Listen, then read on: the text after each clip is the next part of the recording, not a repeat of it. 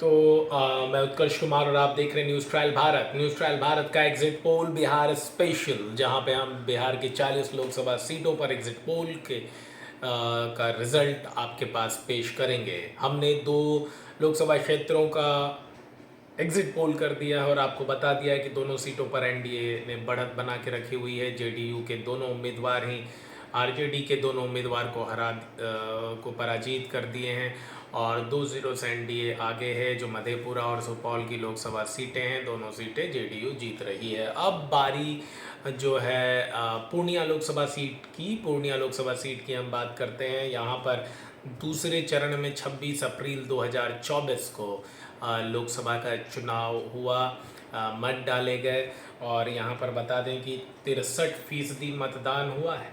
हालांकि ये बीते साल के वोटिंग पैटर्न को से कंपेयर करने पे 2% कम बैठता है। जो पिछला साल था उस साल 60.61% के बीच मतदान संपन्न हुआ था। इस बार राजद ने पप्पू यादव के बजाय वहाँ से बीमा भारती को लोकसभा का टिकट दे दिया। बीमा भारती जो हैं वो जदयू की विधायक थी, जदयू से पाला बदल के राष्ट्रीय जनता दल में आई और उनको लालटेन का सिंबल दे दिया गया। पप्पू यादव को कहा गया कि आप मधेपुरा लोकसभा सीट से चुनाव लड़िए। मधेपुरा सहरसा जिले के अंतर्गत आने वाली मधेपुरा लोकसभा सीट से चुनाव लड़िए। पप्पू यादव ने इसे साफ इनकार कर दिया। वहीं पे सुपौल की सीट पर भी जब बात नहीं बनी और आखिरकार मिन्नतें करते रहे पप्पू यादव कि मुझे पूर्णिया सीट से ही चुनाव लड़ना है, मुझे पूर्णिया सीट से इंडिया गठबंधन के उम्मीदवार के तौर पर चुनाव लड़ना है, मुझे पूर्णिया से राजद कैंडिडेट के तौर पे भी टिकट मिल जाए तो मैं चुनाव लड़ने को तैयार हूँ, लेकिन इन्हें वो टिकट नहीं दिया गया। तो आखिरकार थक हार कर राजेश रंजन और पप्पू यादव ने पूर्णिया से निर्दलीय उम्मीदवार के तौर पर चुनाव लड़ने का फैसला किया और उन्हें जो है कुछ ही दिन पहले उन्होंने अपनी पार्टी जन अधिकार पार्टी लोकतांत्रिक जाप एल इसका विलय कर दिया था कांग्रेस में। और हालांकि इनकी पार्टी का भी चुनाव चिन्ह कैंची छाप था, तो इनको जो है निर्दलीय उम्मीदवार के तौर पर भी संयोगवश जो है वो चुनाव चिन्ह कैंची छाप ही मिल गया। अब इससे क्या हुआ कि कई वर्षों से, जो बीते 1 महीने से प्रणाम पूर्णिया जोहार पूर्णिया जो कर रहे थे पप्पू यादव, तो पशुपेश की स्थिति काफ़ी हद तक ख़त्म हो गई कि उनके मतदाताओं को नए चुनाव चिन्ह से अवगत कराने की जो जोखिम भरा कदम होता अगर चुनाव चिन्ह बदल जाता तो उससे राहत मिल गई पप्पू यादव को। अब वहाँ के जो स्थानीय सांसद हैं संजय कुमार कुशवाहा 2 बार से सांसद रहे हैं, 10 साल से सांसद रहे हैं और इन 10 सालों में जो स्थानीय लोगों पर ग्राउंड ज़ीरो में फील्ड रिपोर्ट के दौरान जो हमने आम लोगों, मतदाताओं, कार्यकर्ताओं और जो विपक्षी दल के लोगों और प्रबुद्धजनों से बात की, उनसे जानने की कोशिश की, तो अधिकांश लोगों का कहना था कि संजय कुशवाहा ने जो है उन्हें लोग नहीं जानते, वो आमजनों के बीच कम उपस्थित रहते हैं और ये भी बताया गया कि उनके भाई के ऊपर आपराधिक मामला चल रहा है और जो इम्प्रेशन था संजय कुशवाहा का वो धूमिल हुआ है। इसके बावजूद भी जनता दल यूनाइटेड ने एक बार फिर से संजय कुशवाहा को पूर्णिया लोकसभा सीट से अपना उम्मीदवार बनाया, एनडीए गठबंधन का उम्मीदवार बनाया।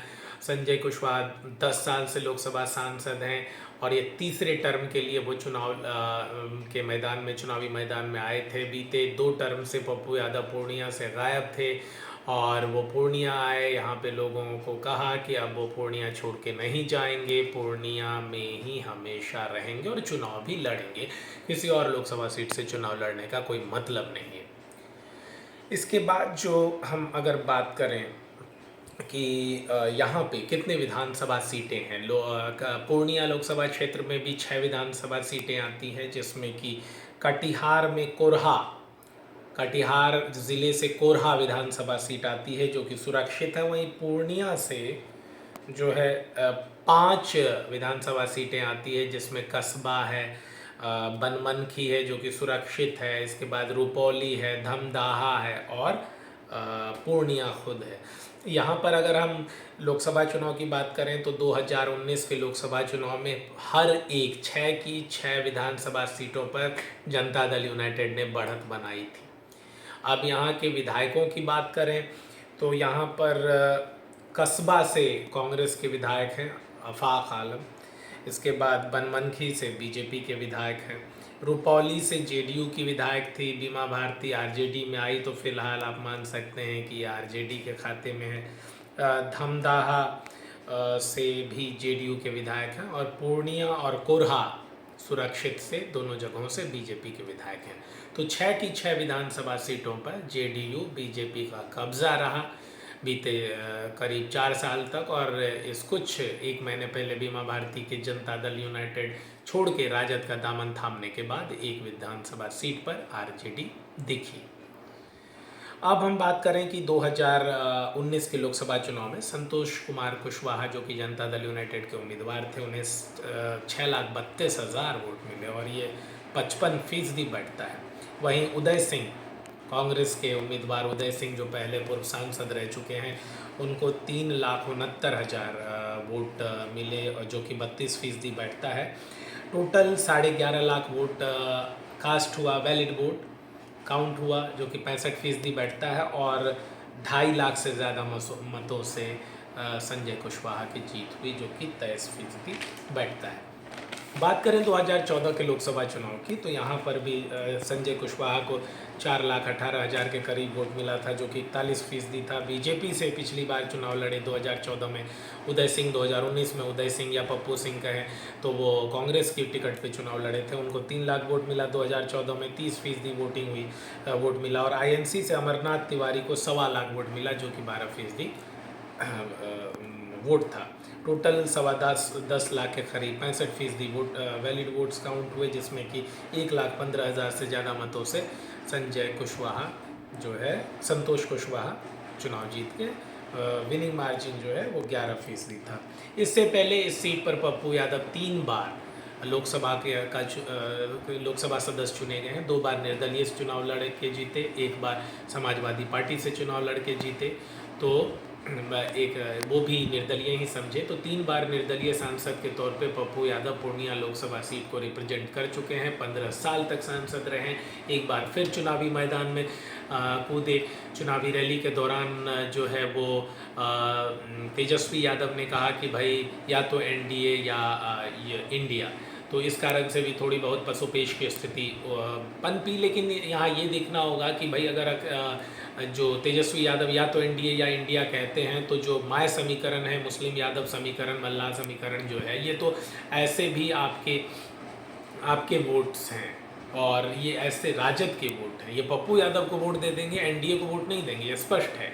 तो यहाँ पे तेजस्वी यादव का ये कहना कि या तो एनडीए या इंडिया कहीं से भी तार्किक नहीं रहा, ये इसका कोई मतलब ही नहीं बना और इससे फ़ायदा पप्पू यादव को ही हुआ, नुकसान कहीं से भी पप्पू यादव को नहीं हुआ। जो थोड़ा बहुत बीमा भारती का जो वोट था अत्यंत पिछड़ा वर्ग मंडल जाति से, अब वो भी मेरे ख्याल से वो अंत तक बीमा भारती के साथ रहा, उसका साथ नहीं छोड़ा। और अगर ये छिटपुट तेजस्वी के कहने पर वोट गई भी होगी तो वो ना के बराबर ही होगी। तो मामला ये है यहाँ पे पूर्णिया लोकसभा सीट से, यहाँ पर जो है राष्ट्रीय जनता दल की बीमा भारती तीसरे नंबर पर जा चुकी हैं।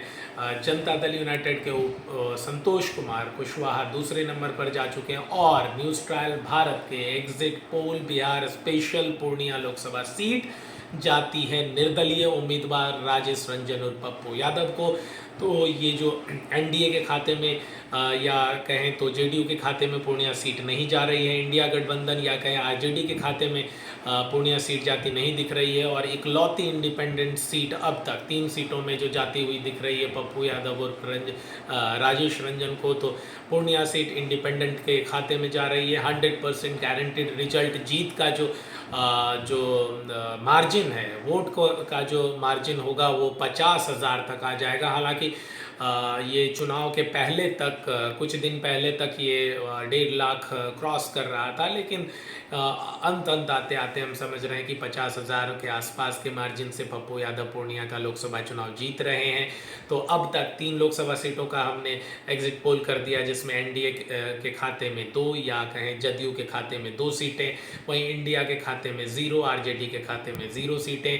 तीनों सीटों पर जो है वो जदयू या राजद ही लड़ी थी और 1 सीट इंडिपेंडेंट के पूर्णिया सीट जो है पप्पू यादव के खाते में जाती दिख रही है। अगले वीडियो में हम बात करेंगे कि खगड़िया का exit poll, Khagaria Lok Sabha seat क्या सीपीएम जीत रही है या ये लोक जनशक्ति पार्टी रामविलास आरवी के हिस्से जाते दिख रहा है। आप अब तक अगर न्यूज़ ट्रायल भारत को सब्सक्राइब नहीं किए हैं तो तुरंत सब्सक्राइब करें और देखें अगला वीडियो।